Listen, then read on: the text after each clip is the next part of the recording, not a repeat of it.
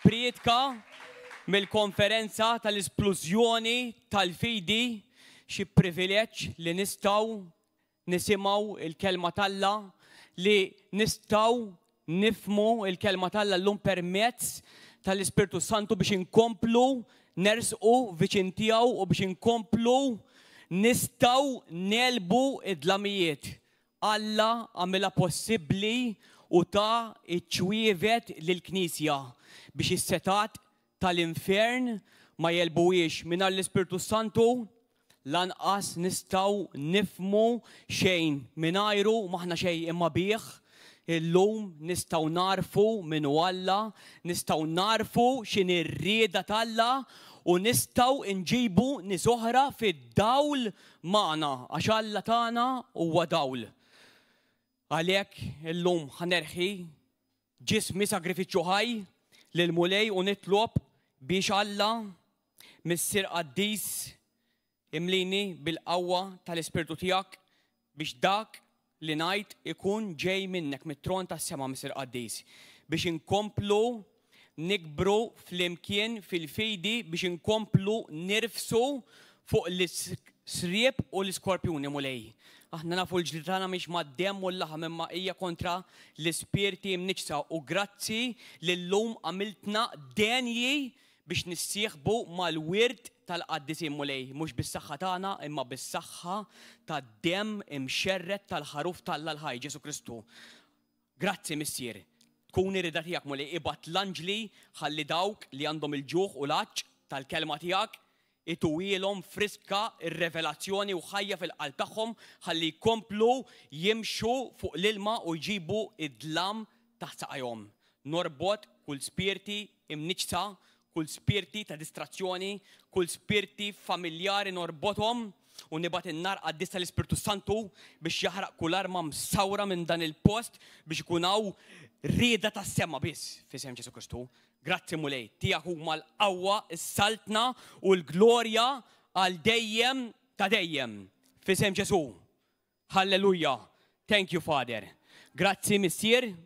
Nixtieq nirringrazzja lill pastor huwa onur li nxandar il-kelma tal-Alla. Grazzi illi tafdana b'dan il-messaġġ li huwa messaġġ mis-saltna tal-Alla mhuwiex messaġġ ta' din id-dinja, dan huwa messaġġ integrat minn barra l-ħin tagħna li waqaf il-ħin tagħna biex aħna nkunu nistgħu ngħixu ħajja rebbieħa. L-istess ħajja li jgħix Ġesu fuq l-art illum nistgħu ngħixuha aħna permezz tal-Ispirtu Santu. Grazzi Pastor illi obdejt lill-Alla u dejjem ittina il-messaġġ tal-Alla mingħajr kompromessi u ta' dan irroddulek ħajr. Grazzi mulej għalik u inti apostlu tal-fidi. Għandna l-fejn nikbru fil-fidi meta nieħdu mill-eżempju tiegħek. Grazzi mulej, grazzi. Illum ħanitkellmu fuq fidi li tiegħleb id-dinja. L-istess fidi li jridna ngħixu biha Sidna Ġesu Kristu. Alla jridna nitkellmu kif jitkellem u. Aħna rridu nitkellmu dak li rridu naraw. Meta Alla qabel ħalaq il-bniedem u l-kreazzjoni tas-sitt ijiem kien hemm konfużjoni, chaos, dlam u distrazzjoni. Imma Alla ma qalx x'qed jara, Alla qal dak li rid jara. Dawl ikun. Jista' jkun illum li fis-sitwazzjoni tiegħek qed tħoss xi uġigħ għaddej minn xi battalja, għaddej minn xi maltempata. Alla illum iridek titkellem il-ħajja f'dik is-sitwazzjoni. Forsi l-familja tiegħek qiegħda il-bogħod minn Alla. Alla iridek titkellem dak li trid tara. Jekk titkellem dak li trid tara, Alla itijulek fil-ħin li huwa mistenni li jsir. Tiċċaqlaqx biċ-ċirkostanzi li qed tara, forsi taqlaq it-tajjir, imma jekk inti tieħu il-pożizzjoni li Alla qiegħdek fiha, id-demonju u l-gideb tiegħu tqiegħdhom taħt saqajk. Rumani 5, sibuha miegħi. Vers 17. Alla iridek titkellem ħajja fuq saħtek, anka jekk tkun qed tħossok bla saħħa. Inti irringrazzja lill-Alla ta' dak li trid tara. Meta tqum filgħodu u tħossok għajjien u rasek tqila, toqgħodx tgħid kemm inti batut, kemm inti muġuħ, kemm inti bla saħħa. L-ewwel kelma tiegħek għandha tkun grazzi mulej li qajjimtni llum. Grazzi li ħajkolli ġurnata tajba, grazzi li ħajkolli ġurnata memlija frott, grazzi li fejn ħammur jien ħajkun hemm is-saltna tas-sema. Kif ħanaraw is-saltna tas-sema mhijiex viżibbli bħal xi ġebla jew xi dar. Imma s-saltna tas-sema permezz tal-Ispiritu Santu qiegħda fil-qalb tagħna biex kull fejn immorru aħna naffettwaw soċjetajiet, naffettwaw ambjenti, naffettwaw kull fejn immorru. Dik kien il-pjan tal-Alla. Rumani 5, vers 17. Għax jekk minħabba fil-ħtija ta' wieħed waħdu saltnet il-mewt, ġifieri Adam, minħabba fih il-kreazzjoni kollha qiegħda mixħuta taħt id-dnub, nitwildu maqtuwa u separati minn Alla. Issa permezz ta' dak il-wieħed aktar u aktar dawk li jirċievu il-kotra tal-grazzja u d-don tal-ġustizzja għad isaltnu fil-ħajja permezz ta' wieħed li huwa Ġesu Kristu. Min irċieva l-Ġesu llum? Halleluja. Allura aħna nistgħu ngħidu li qegħdin insaltnu f'din il-ħajja. Jew il-ħajja qed issaltan fuqna. Alla iridna nirrenjaw miegħu meta Ġesu Kristu miet u qam mill-mewt ħa iċċwievet u qal lili ingħatat kull seta fl-art u fis-sema. Morru u għamlu dixxipli minn nazzjonijiet kollha u għalmuhom dak li ordnajtilkom jien dixxipli dixxiplinati. U llum għalhekk inġbarna fl-assembleja tal-Mulew biex nitalmu nobdu l-ordnijiet tal-Alla ħansiru dixxipli ta' vera li noġbu il-qalb tal-Alla. Ix-xitan Kolossin 2:15 kontra dawk li jiġu fi Kristu illum ma jista' jagħmel xejn għax ix-xitan huwa żarmat mill-qiegħ imkisser. Ġesu taħdaqqa bis-salib u llum Luqa 10-19 tistgħu tirsu fuq l-isriep u l-iskorpjuni. Ix-xitan li jista' jagħmel kontra il-Knisja ta' Alla li huma mifdija bl-Ispiritu Santu huwa jista' jikdeb, iqarraq, jaljenak biex inti ma tkunx taf daw it-teżori li Alla tagħna. Imma jekk inti tiskopri b'revelazzjoni mhux id-demm u l-laħam daw qalhomkom Pietru, imma l-Ispirtu tal-Missier hemmhekk issaltnu fuq il-ħajja, hemmhekk issaltnu fuq id-dlam, hemmhekk issaltnu fuq il-mart, hemmhekk issaltnu fuq id-demonji u kull fejn tmorru intom il-ġenna tkun missier ikun dak li trid kif hemm fis-sema ikun fuq l-art. X'ħaj jiġi is-siġra tal-ħajja, x'ħadd jiġi l-anġlu. Inti fejn inti hemm is-saltna Alla, fejn hemm inti bir-revelazzjoni tal-Ispirtu Santu. Hemm il-ħajja, hemm id-dawl, hemm it-tama, hemm il-fidi. In-nies jistgħu salvaw, in-nies jistgħu jaraw id-dawl, in-nies jistgħu jfiequ, in-nies jistgħu jsiru jafu l-Ġesu. You are the answer. Aħna qegħdin fi gwerra, irridu narfu li qegħdin fi gwerra u rridu nieħdu l-pożizzjoni u l-identità tagħna. Għalhekk insaltnu issa bil-ġustizzja, bid-don tal-ġustizzja. Ġesu llum għamilna ġusti, tagħna identità. We are the righteousness of God. Aħna l-ġusti tal-Alla, mhux għax aħna tajbin. Għax Ġesu huwa tajjeb u jrid jaħdem bil-bniedem. Ġesu permezz tal-fidi tiegħu, permezz tal-Ispirtu Qaddis, permezz tal-ħajja rebbieħa li jgħix mingħajr dnub, illum għamilna biex inkunu Ġesu ieħor fuq l-art, Ġesu fl-iskejjel, Ġesu fil-kumpanija tax-xogħol, Ġesu l-isptar, Ġesu fit-triq, Ġesu fis-supermarket. Imma aħna rridu narfu dan id-don li ngħata lilna. Ix-xitan ma jista' jagħmel xejn, imma jekk il-Knisja talla li hija il-poplu talla il-ġisem ta' Kristu li aħna flimkien niġu nagħmluh korporattiv u nagħmlu l-assembleja tiegħu, jekk il-ġisem ta' Kristu jorqod, id-dlam jieħu over.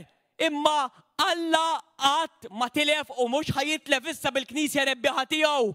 Alla ġej għall-Knisja trionfali, Alla ġej għall-Knisja potenti mimlija bil-fidi tal-liben talla u jħaj talla Knisja rebbieħa x'Alla qatt ma tilef u mhux ħajitlef din il-battalja.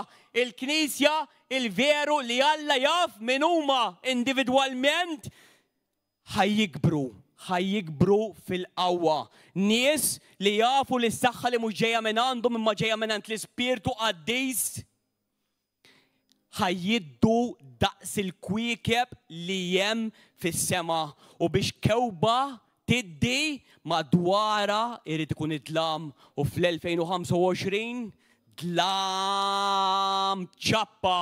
Imma wasal il-ħin biex il-Knisja ta' Kristu li tħobb l-ordnijiet u d-digrieti tiegħu li m'għandix libertinaġġ imma trid taxaq lil qalbu ser jiddu daqs il-kwiekeb tas-sema u l-ħin wasal.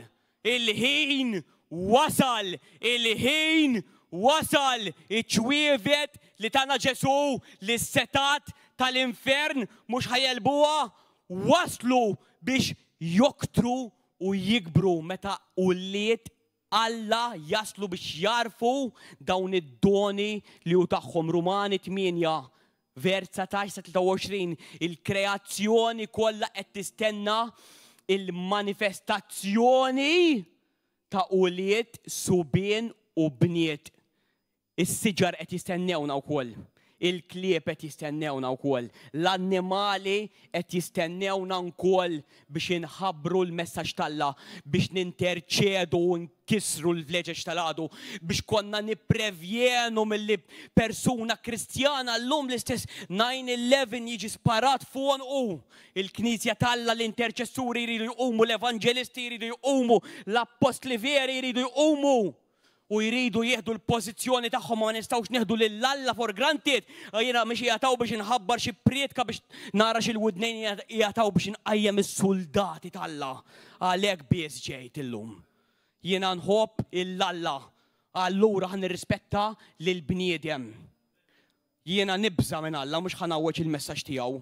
Jiena irrid li d-dawl, irrid li n-nies jiġu mamda bl-Ispirtu Santu u bin-nar biex kull fejn ikunu iqabdu il-post bin-nar. Galatin 2:20. U għaliex aħna ma jista' jagħmlilna xejn id-demonju jekk narfu u ma nħalluhx iqarraq bina. Għaliex? Għaliex Ġesu lilna meta miet u qam u sirna l-ġisem tiegħu meta ċċettajna l-Ġesu, Ġesu lilna poġġiena miegħu bil-qiegħda fuq in-naħa tal-lemin tal-Alla, il-fuq minn kull prinċipat, seta' qawwa u anġlu mwaqqa li jeżisti fil-kreazzjoni. U meta narfu il-pożizzjoni tagħna li Alla tagħna, aħna nitkellmu minn fuq, nitolbu minn fuq. Ma naqgħux għad-distrazzjonijiet tal-għadu. L-għadu li l-Knisja iqarraq bies jista'. Id-dinja kollha li mhumiex Kristjani qegħdin taħt is-seta tal-ħażin. Wieħed Ġwanni 5:17. Il-dinja kollha qiegħda taħt is-seta tal-ħażin. Anke aħna konna taħt is-seta tiegħu. Imma meta għarafna l-Ġesu Kristu b'miraklu u ridna niġu fih għax huwa żinna, hemmhekk biżna mis-saltna tad-dlam għas-saltna tal-liben il-maħbub. Issa bis-saħħa ta' demmu qegħdin fis-saltna tad-dawl. U għalhekk qegħdin hawn fil-kongregazzjoni tiegħu biex nikbru, biex nimmaturaw, biex insiru dixxipli, biex infittxu u nsalvaw lil mitluf il-co-mission biex l-anġli ta' Alla jarawna lesti qed ngħixu ħajja bla ribelljoni. Għax huma jafu x'jiġifieri ribelljoni, għax raw lil Luċifru isir Satana meta rribella u l-Knisja għandha mandat kbir, kbir, kbir. Li l-bnedmin ma jistawx jaħsbu bil-karawetta moħħhom, ma tistax taħseb bil-karawetta moħħok. Imma jista' jtik l-Ispirtu Santu revelazzjoni. X'mun bin Ġona mhux demmu l-laħam qalulek dan. Imma l-Ispirtu tal-Missier għalhekk biss is-setat tal-infern ma jistgħux jelbu għall-Knisja. Galatin 22. Grazzi mulej, kun infaħħar ismek inti kbir, qawwi, setan, majestus, rebbieħ tal-aġeb li sem tiegħek. Ngħix, imma mhux iżjed jiena la tajtu ħajti lil Ġesu. Ġesu jrid ħajjitna kollha. Iżda jgħix fija Kristu, il-ħajja li issa ngħix fil-ġisem m'għadux qed jgħixha ġeżriet. Qiegħed ngħixha issa bil-fidi tal-liben ta' Alla. Mhix bil-fidi f'liben ta' Alla, inkella tiġi bis-saħħa tiegħi. Araw ir-revelazzjoni ta' Pawlu l-Apostlu li jaraf x'jiġifieri tkun ħaġa waħda ma' Ġesu, ma' l-Ispirtu Santu. Laqas it-translations ma' qabdu wieħed qabada mit-translations korretti. Il-ħajja li issa ngħix fil-ġisem qiegħed ngħixha bil-fidi tal-liben.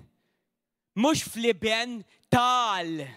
Issa l-fidi li tammar fija hija l-fidi l-istess waħda ta' Ġesu Kristu. Jekk il-fidi tiegħi hija f'liben, kemm sa jasal l-arfin tiegħi, imma jekk il-fidi li għandi hija tal-liben tal-Alla, hija full faith of God. It speaks like God. It tramples serpents and scorpions like God. Dik il-fidi tagħna, dik il-fidi tkellmu l-apostli li kienu miegħu, dik il-fidi qiegħda miktuba l-kelma tal-Alla minn twemmina li tkun tafa, li tkun ċerta, li tkun konvinta, li tkun perswas. Daqshekk iridna Alla għamilna ħaġa waħda f'unjoni miegħu, oneness. Fejn tkun inti tkun hemm Ġesu. Fejn tmur ikun hemm Ġesu, fejn tkun inti tkun hemm it-tama. Ħeġġu riġlejkom, saqajkom bil-Vanġelu. Peace. Anka l-anġli qalu ġejna nħabbru il-paċi lil bnedmin ta' rida tajba. Kull fejn tkun inti jista' jkun hemm il-Vanġelu, kull fejn tkun int jista' jkun hemm is-salvazzjoni kuljum, biex issib biss. Kull fejn tmur fuq ix-xogħol u ddikjara meta tqum filgħodu lillum il-ġurnata hija tiegħi. Fejn ħammur jien ħankun l-ikbar fl-awtorità fl-ispiritwal. Bax fil-ġisem għax minn xejn. Imma fl-ispiritwalji l-ola wieħed tak il-beċ tal-pulizija. Imma jekk ma tkunx taf li għandek il-beċ mhux ħaterresta l-ispirti ħżiena.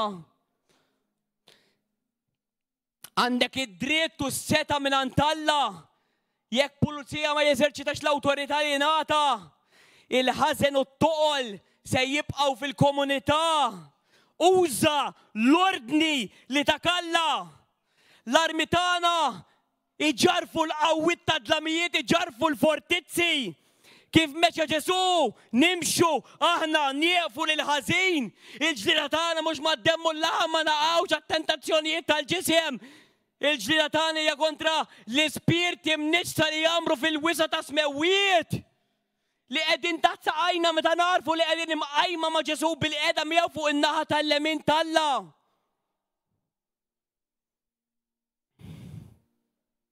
Kellem lil maltempata tax-xogħol.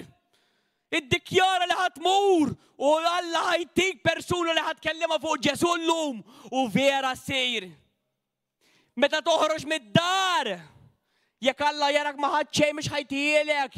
Imma l-fidi fiha l-azzjoni, anke ġagbu jgħid. Orini l-azzjonijiet tiegħek u nara fejn qiegħda l-fidi tiegħek. Mhux biex inkunu salvati bix-xogħol. Imma l-fejdi turik vera, hu ktieb miegħek meta toħroġ barra u Alla jibatlek in-nies għax rak lest. Hekk taħdem il-fidi. U jirrajta li twettaq f'ħajti, Alla kbir, setan, majestus, u għadu għat ifittex u jissalva lil-mitluf u ħafna nies għandhom il-ġuħ u l-għaġ bl-affarijiet terribli tal-ħażen li jiġru madwarna u aħna għandna ir-risposta. Għandna ir-risposta li n-nies huma imxenqin għaliha. Tana l-armatura Ġesu. L-armatura hija li nkunu qed nimxu bħalu. Ġesu kellu l-ħila li x-xitan jgħidlu m'għandu xejn fija. U aħna rridu naslu hemm ngħidulu dak m'għandu xejn fija. Ma jistax jakkużani. Tana dik il-kapaċità Alla li naslu hemm meta narfu li qegħdin imqajmin miegħu għax ġisimna huwa mejjed. Ġismi huwa msalla biex aktar jien li ngħix, imma ġa fija jgħix. Kristu l-ħajja li issa ngħixha bil-fidi tal-liben Alla. Il-ħelmiet l-elmu naħsbu kif kien jaħseb hu mingħajru maħna xejn. Inġibu l-oħrajn qabilna. Dejjem tranquilli. Jaħseb kif irid ħaddieħor fuqi. I don't live by the perception of men. I live by what God the Father thinks about me. It doesn't interest me. Ġesu ma telaqx in-nies. Il-Ġesu ma telquh is-sebgħin li għamlu l-mirakli fismu. U l-12 l-oħra meta qallhom jekk tridux tiklu minn ġismi, tridux titilqu intom ukoll. Alla mhux ħajinkwieta, Alla ma jrid jaħdem bil-bniedem, Alla jrid jaħdem b'nies mejta. Ħalli l-Ispirtu Santu jaħdem u jagħmel kontinwazzjoni u flow tal-Ispirtu Qaddiż nar. Nar ma rrid mhux ilma. Nar irrid mhux ilma. L-ilma huwa fals, l-ilma tagħmilha ta' parsi inti tiegħi. U mbagħad toqgħod tgħix kif trid inti. Jiena nar ġejt biex nitfa'. U kemm nixtieq li diġà qabad. Iċ-ċinturin li jorbot l-armatura sħiħa tas-soldati mingħajru taqa' l-armatura. Iċ-ċinturin huwa l-kelma Alla. Hemm miktub xitan qed ittini ħsibijiet ħsieda. Itlaq tittantax il-Alla sidek. We have to know the word of God. Il-fidi tiegħek ma tistax toħodha based on other people's experience. You have to build your faith upon the word of God. Il-fidi tiegħek ma tistax tasal fejn m'hemmx għarfien. L-għarfien jiġi mill-kelma Alla. Aqraw, għajt il-mulejtik il-ġuħ u laċ għalija. Tuqax tara filmati biss. Ibni relazzjoni mal-Alla għax Alla jrid dik esperjenza ġdida li ħadd ma kellu qabel. Kolla jrid esperjenza magħna differenti ġaħna konna mamula u msawra b'mod uniku li ħadd ma jista' jkun bħalek. Inti biss tista' twettaq dak l-irwol fil-ħajja tal-Alla li għażlek fiha. U Alla prepara ħafna nies biex jintaqgħu miegħek li inti biss tista' tmisshom. Imma jekk ma tkunx taf min huwa Alla mhux ħajjiġu biex ma jintilfux qabel iż-żmien. Imma kif inti tħaffer, Alla jġibhom fl-ambjent tiegħek ħalli tmisshom b'kelma waħda u ruħhom tkun infejqa. Il-kurazza, il-breastplate, dak li jagħmel huwa għalina. Issa aħna ġusti, issa aħna ġustifikati. Grazzi mulej, iż-żarbun dejjem l-Evanġelju magħna mhux bla btit, imma bi gratitudni ta' dak li jagħmel għalina. Għandna dover. Ġesu għalana mid-dlamijiet, Ġesu għalana mis-saħta, Ġesu għalana mill-mart, Ġesu għalana mid-dlamijiet. Illum għandna seta, għandna dritt kwalifikati li s-seħibna mas-saltna tas sema llum. Qegħdin ngħixu wow, imma qegħdin sojourners, qegħdin fid-dinja maħna maħniex ta' din id-dinja aħna akbar. As Jesus is, so are we in this world. We have to live it. We have to live it. We have to live by revelation. The kingdom of God is by revelation. Xmum bin Ġona, mux demmu l-laħam għalulek dan. Imma l-spirtu tal-Messir, ix-xenna spirtu tal-Messir. Tini aktar. Mux bħal dak li għandu taħija tini ġaħġa ġdida minn tijak.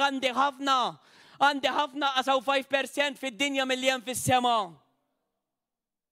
It-tarka tal-fidi titfil gideb tal-għadu, ħajjiġi jikdeb kull-jum, ħajjiġi jaqtalek qalbek, ħajjiġi inigżek biex tħoss xi ħaġa li mhix vera għandek, biex inti tistqarram bad tkun tiegħek.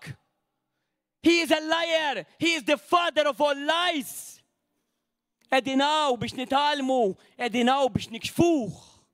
Edinaw biex nikbru, edinaw biex nafġuħ. Fisem Ġesu Kristu, ġiġawa tellif. Ejja ma ntallawx ħdejna, ejja nibqaw hemm fuq fej Ġesu. Ix-xabla tkellem dejjem il-kelma talla. Tkellem dejjem il-kelma talla. Hemm miktub. Ma jimpurtanix taħseb inti, Alla għalli jataw.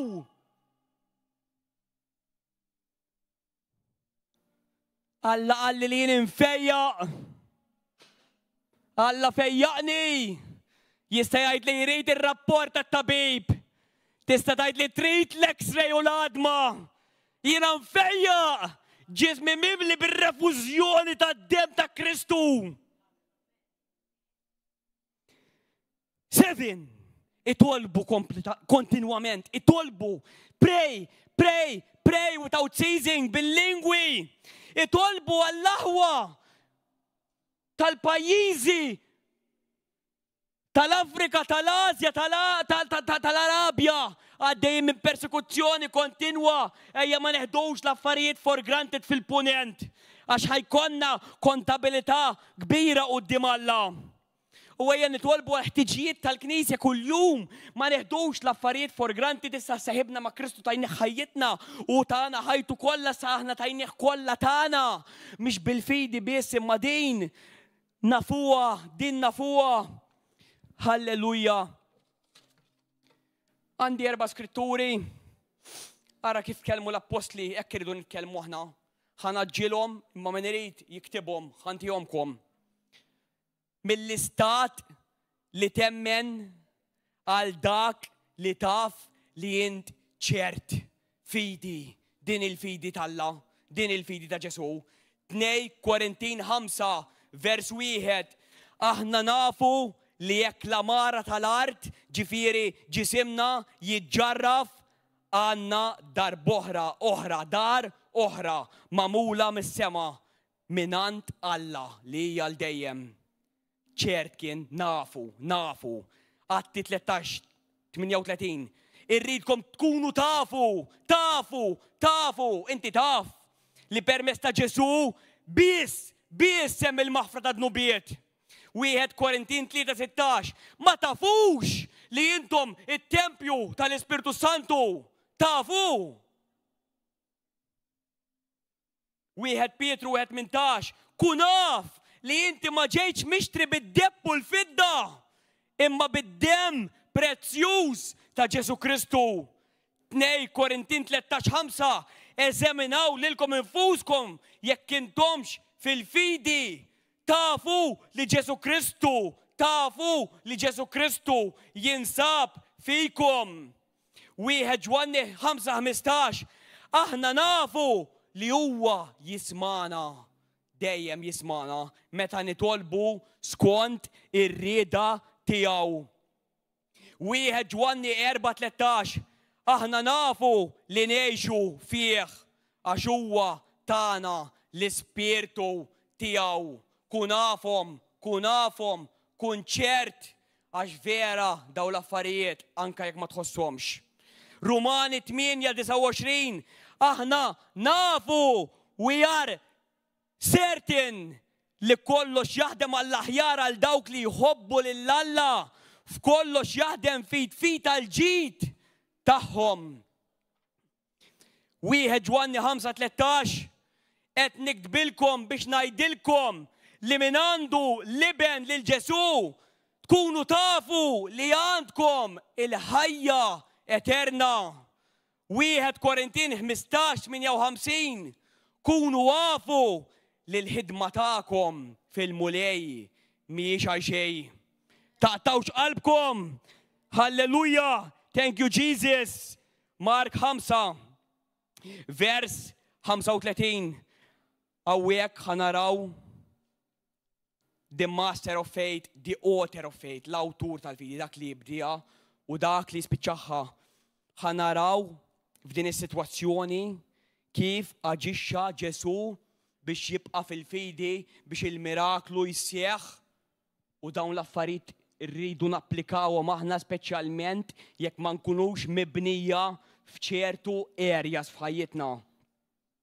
Mark 5:35 kif kien għadu qed jitkellem waslu xi wħud mid-dar tal-kap tas-sinagoga u lil dan qalulu bintek mietet għalfejn tħabtu iżjed lil imgħallem lil Ġesu. Iżda Ġesu ara x'għamel sama n-negattività. Iżda Ġesu sama x'kienu qegħdin jgħidu il-fidi tisma' u qal lill-kap tas-sinagoga tibżax biss inti emmen qatel in-negattività, qatillu biex ma jemminx dak li qalulu, qatel il-flow tal-negattività diġà. U ma ħalla lil ħadd imur miegħu ħlief lil Pietru, lil Ġakobu u lil Ġwanni ħu Ġakobu. Rajtu Ġesu ma ħax il-Tumas miegħu għax ma kienx isir il-miraklu. Jasal żmien f'ħajtek li mhix il-kulħadd taċċetta kull fejn tmur biex ma joqtlulekx il-fidi. Ġesu huwa l-eżempju tal-fidi. Be wise, he is our wise king. Ma jfissirx li tobot, imma inti trid li saltna tiddomina fuq l-ard. Reign, you reign king. Waslu d-dar tal-kap tas-sinagoga u ra storbju sħiħ u n-nies jibku u jixru kultura ta' mewt. Jiċċelebraw il-mewt, kulħadd kuljum jitkellem fuq il-mewt. Nittama li l-poplu tal-Alla mhux qed jitkellem fuq il-mewt għax Alla għeleb il-mewt u Alla huwa awtur tal-ħajja. Daħal u qalilhom dan l-istorbju kollu u dan il-biki għalfejn. It-tfajla mhijiex mejta qatel il-flow, qatel l-ambjent tal-mewt. Mhijiex mejta!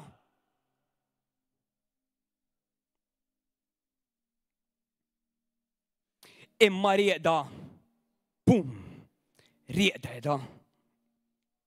L-ambjent imbidel, shift, death is defeated. U id-dinja, in-nies qabdu jiddeħku bih ma jimpurtax jekk jitku bik daħku b'sidek l-ewwel.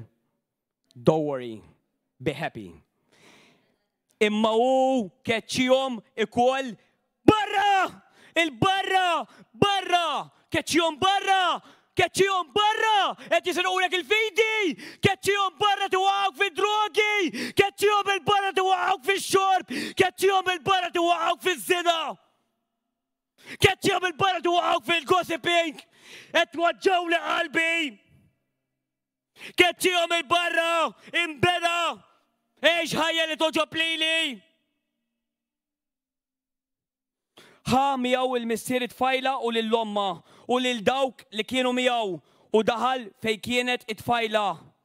Qabdilha qiegħda u qalilha Talita Jiġifieri tfajla qiegħed ngħidlek Minnu fih it-tfajla qamet u qabdet timxi għax kellha 12 sena u baqgħu mibluwajn bil-għaġeb u hu issihom bisħieħ biex dan ma jkun jaf bih ħadd u qalilhom għatuha tieklu. Kemm hu passaġġ kbir, kemm fih laħam, kemm nistgħu nitalmu. Jekk hemm xi ħadd qed jitkellem negattività f'ħajtek, ma tistax tikber, ma tistax timmatura fil-fidi, ma tistax tgħix ħajja li toġob il-Alla. Alla jridek tneħħih għal dak l-istaġun minn ħajtek. Mhux bejn iż-żewġin qed ngħid, ma jistax ikun għax Alla ma jikkontradix lilu nnifsu. Jekk hemm nies f'ħajtek li mhux daħalluk tikber fil-fidi, mhux daħalluk ħajja biex tikber u toġob lil Ġesu. Neħħi! Alla tgħidlek biex tikber, biex tgħix ħajja li toġob lilu, biex tgħix ħajja rebbieħa, biex ix-xitan ma jsibx jgħid xejn fik.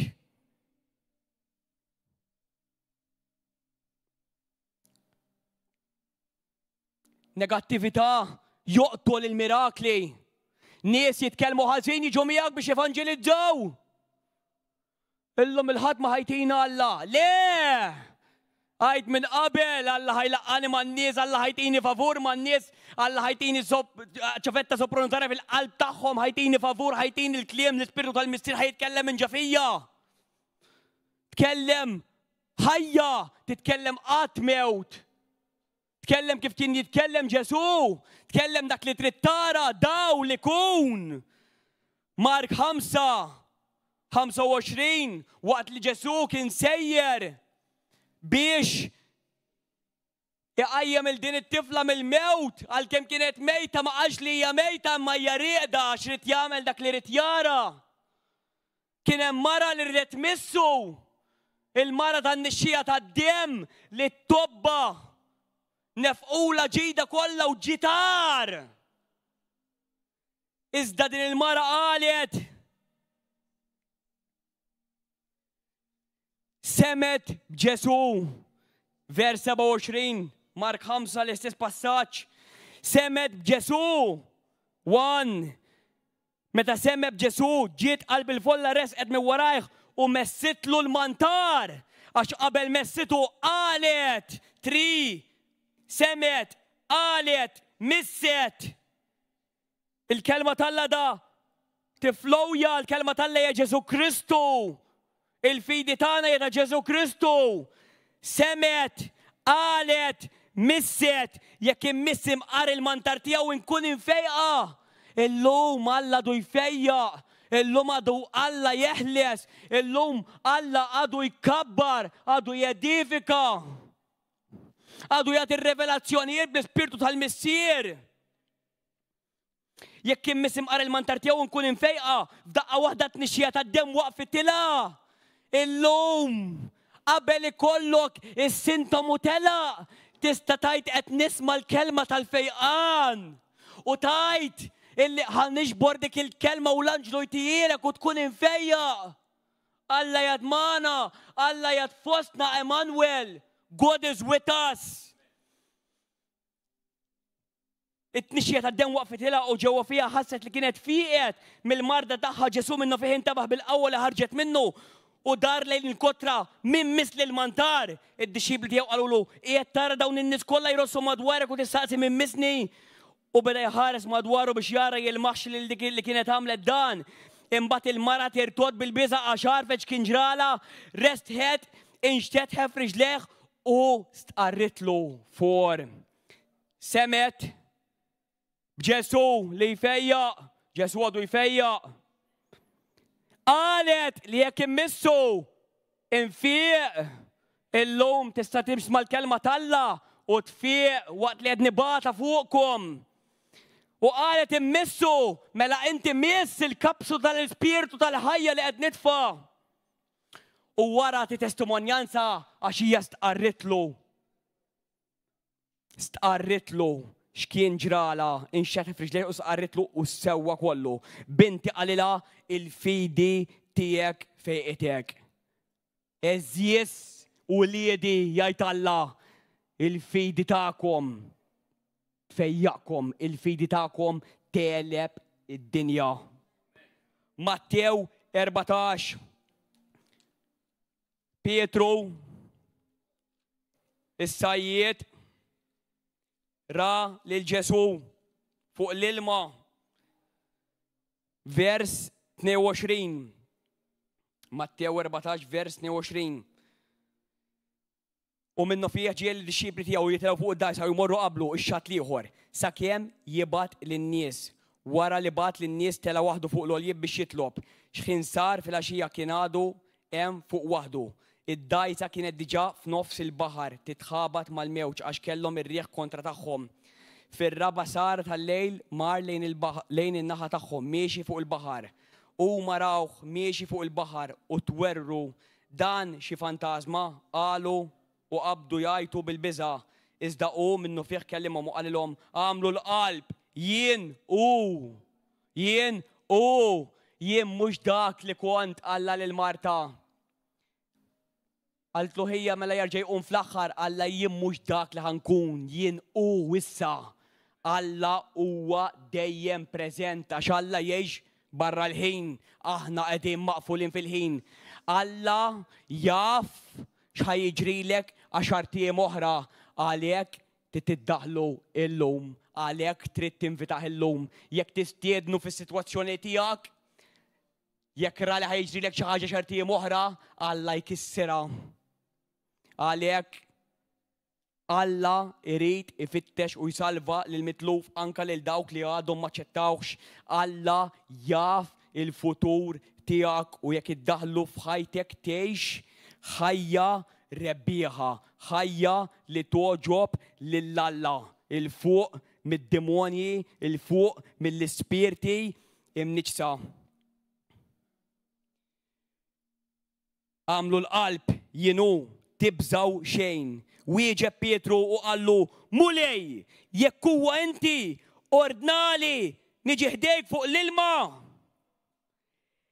ايا قال له جسو. بيترو نزل من الدايسة وقبط يمشي فوق الالما ويرسق لجسو.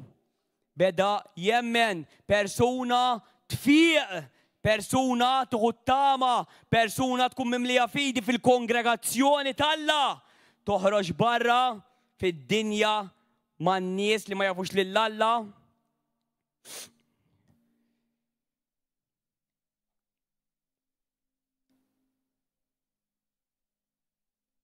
إزدا متى را للريح كان قوي بزا خبط يرى وبدايات ويت سالفاني مولاي يستا يكون لي ترتشيفي في انا هناك تكون مملي فيدي ومبات مور الدار. الشيطان كيف بدينا في البدو هنرجع نفكركم يجي يكذب يجي يوزن الناس تاع الدنيا قاعدة كونترا قاعدة تحت الستة تاع الشيطان. اما احنا ما احناش تحت الستة تاع الشيطان. ياك انت دين الكلمة اللي تسمع تدخلها في قلبك تبقى تمشي فوق الالما. الفيقان اللي تيجوا للخليل ما تخليكش يسرقوا لك.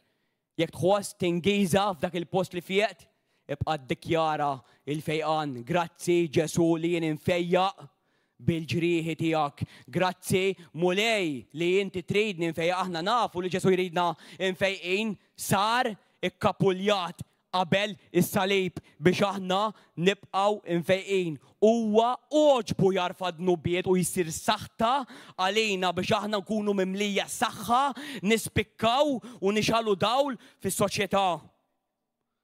Jekk trid l-ambjent tad-dar tiegħek jinbidel, amministra d-dar tiegħek. Jekk tħossi toqgħod li tkellem il-ħajja, ċanfar l-ispirti mniġsa, applika d-dem ta' Ġesu fuq il-post. Itlob il-lanġli gwerrira talla jiġu jassistu, imma inti trid titkellem daw li kun.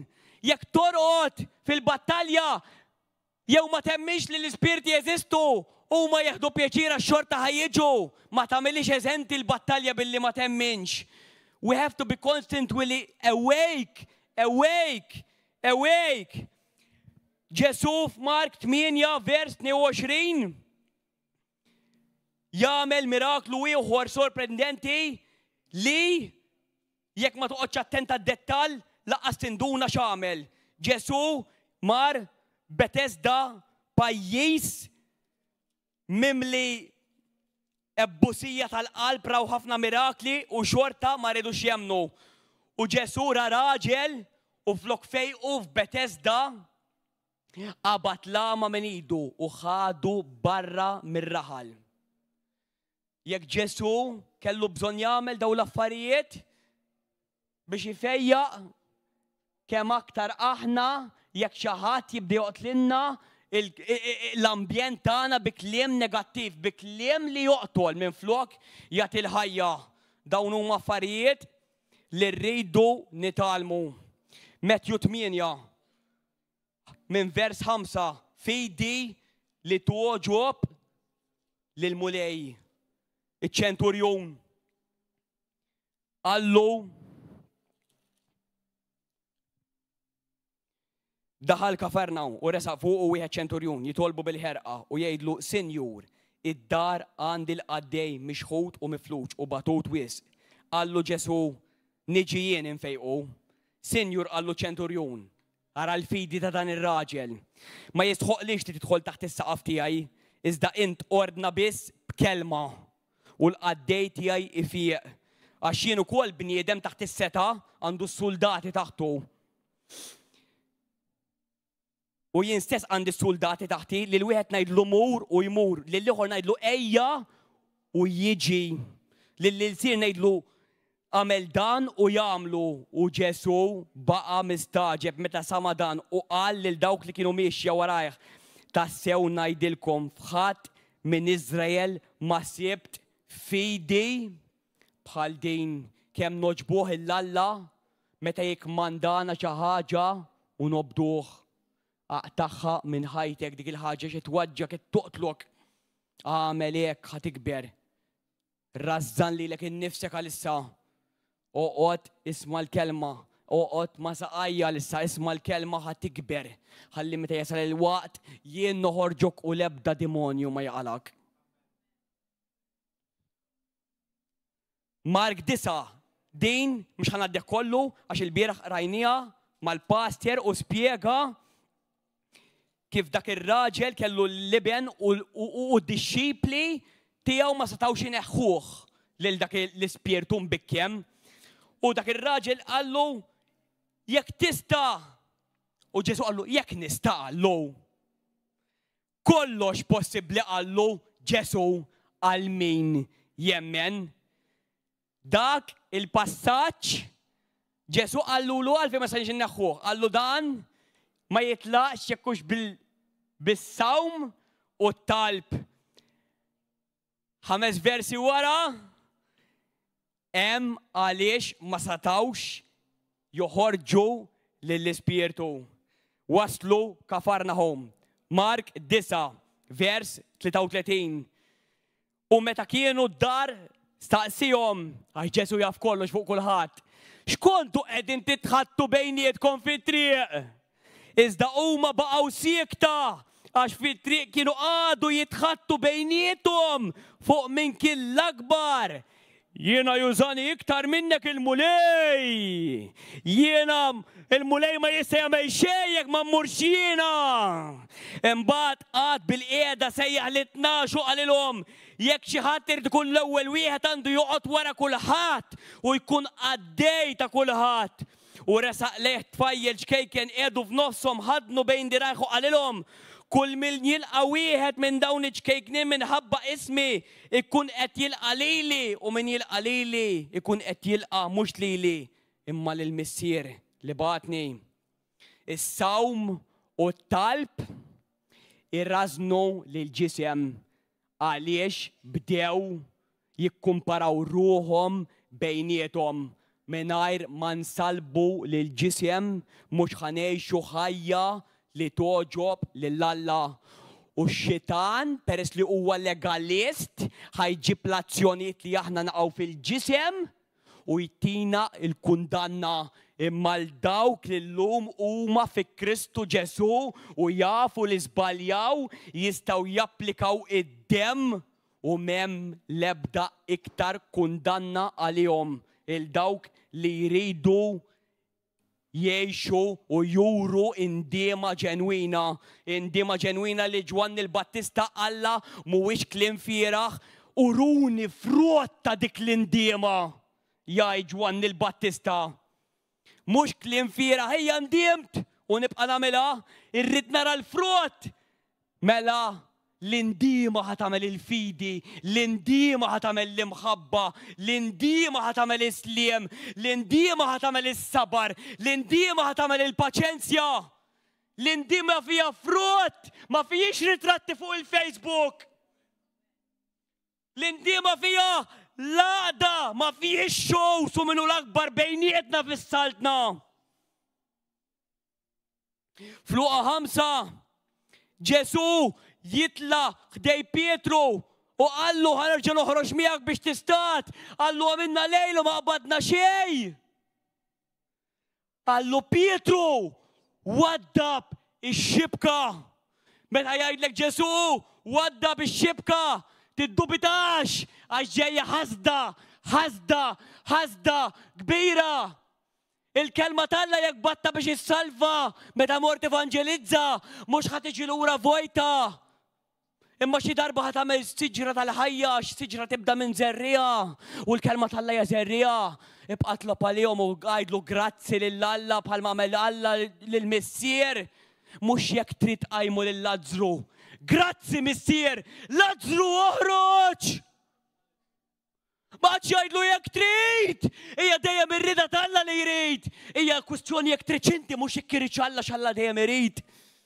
Alla dejjem irid ifejja, Alla dejjem irid jeħles, Alla dejjem irid jedifika, Alla dejjem irid ikabbar il-uliedu biex jieħu glorja Alla. Alla dejjem irid li l-Knisja tiegħu iwaqqafha bħala standard tal-ħajja biex is-setat tal-infern ma jelbuhiex. Ma jistgħux jelbuha l-setat tal-infern il-Knisja vera li Ġesu Kristu biss jaf li hija. Min hi? Ma jistgħux għax Alla ma jistax jikkontradixxi lilu nnifsu. Alla huwa veritier, Alla huwa ġust, Alla huwa iva u amen. Jekk tista' tara saltna evidenti. Anka Ġesu qallu l-Nikodemu, you can see the kingdom of God. Qallu ma titweled mill-ġdid, qallu kif ħanitweled mill-ġdid ħanġer nidħol fil-ġuf tommi għandi 50-60 sena. Qallu r-rieħ tħossu ma tkunx taf minn fejn ġej u ma tarax, imma meta r-rieħ talla jonfoq fuqek, tkun taf li l-Ispirtu Santu ġie. U hemmhekk tibda tara, you can see healing, you can see miracles, you can see edification, you can see sanctification, you can see people getting born into the kingdom of heaven. Because the kingdom of heaven is here. Jina ħana laqbdin. Ġwanni 11 qallu meta Ġesu ħalla 4 ijiem jgħaddu nħabba xettiċi għax kien ġaqajjem 3 persuni mill-mew Ġesu imma ħalla 4 ijiem jgħaddu biex juri l-qawwa tiegħu. U Ġesu għallum ħanajdlu grazzi lill-missier. Imma jien ħanajda ngħajjad mhux għax Alla ma jismanix. Imma likom għal dawk li jedinaw biex tkunu tafu. Li kieku għall oħroġ biss il-mejtin kollha kienu jqumu. Kieku ma għax Lażru oħroġ, il-mejtin kollha kienu joħorġu għax Alla huwa l-qawmien mill-imwiet.